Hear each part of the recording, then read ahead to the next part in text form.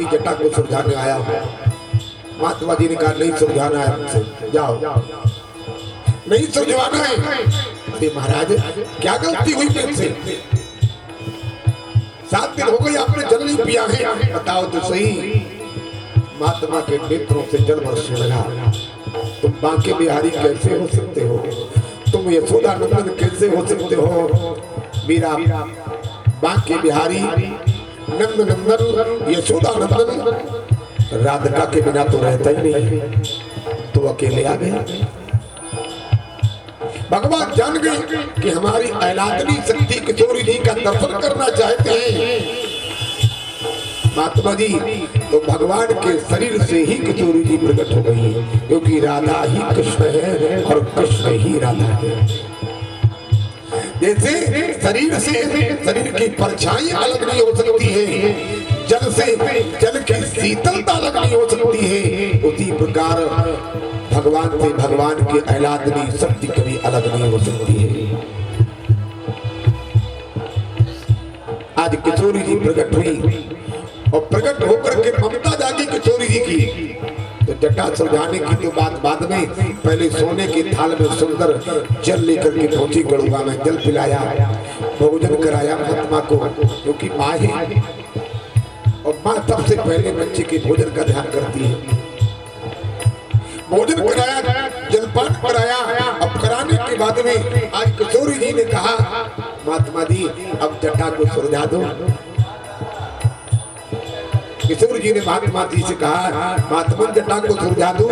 महात्मा जी चरणों में गिर गए, कहा भैया कृपा करने के लिए पधार गई हो, आ गई हो, तो अब जटा को क्या सुलझाती हो? मेरी जीवन की डोरी को सुलझा दो।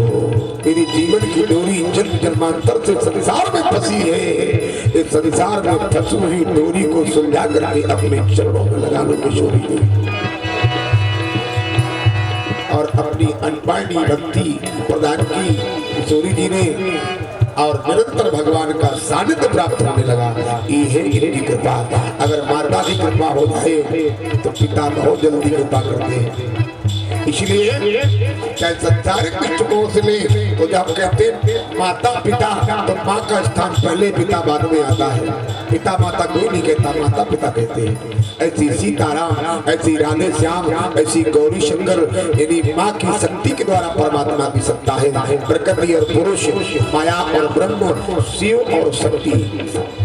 शक्ति तो शिव है, और शिव से अगर ई की मात्रा हटा दे, शिव में जो ई की मात्रा है हटा दे, क्या बचेगा? क्या बचेगा? 100, और 100 का मतलब निष्क्रिय। और उसी 100 में जो शक्ति स्वरूपा इकार लग जाता है तो 100 ही शिव बन जाता है। इसलिए बड़ी प्रेम से उनकी कृपा हो जाए। गाते हैं वृंदावन चले हम लोग।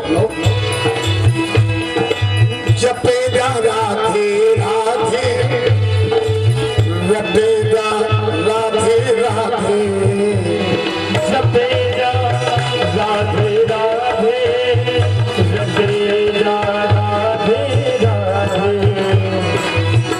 वृंदावन धाम अपार, जपेगा राधे राधे, वृंदावन धाम अपार, जपेगा राधे राधे, वृंदावन धाम अपार,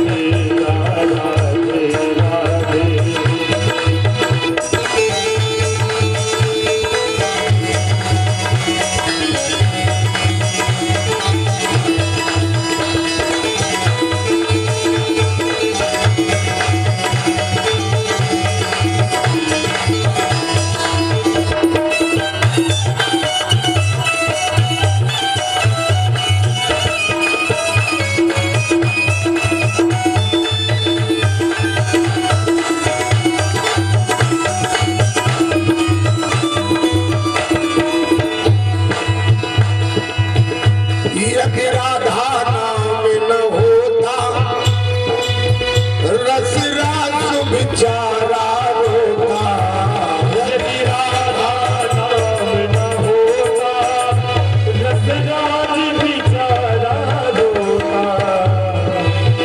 यदि राधा नाम न होता रसरास बिचारा रोता। यदि राधा नाम न होता रसराज बेचारा रोता। नहीं होता, नहीं होता कृष्ण अवतार जब तेरा राधे राधे। नहीं होता कृष्ण अवतार,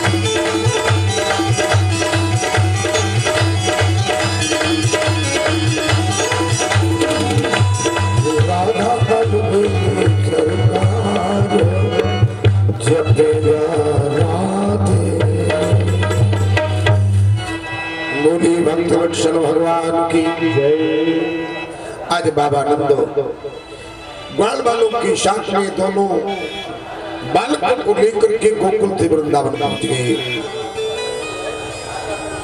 और यहाँ नाना प्रकार की गोपियां हैं जो घर को लीपती हैं, गाय को धोती हैं, दही का मंथन करती हैं, लेकिन स्मरण कन्हैया का करती हैं। और हम घर में रहे, परिवार में रहे, घर का काम करें, लेकिन चिंतन परमात्मा का होता है तो हमारे आपके जो कर्म होते हैं वो कर्म भक्ति बन जाते हैं। गोपियों ने कोई घर में अलग से जाकर के कोई मंदिर में बैठ के पूजा नहीं की,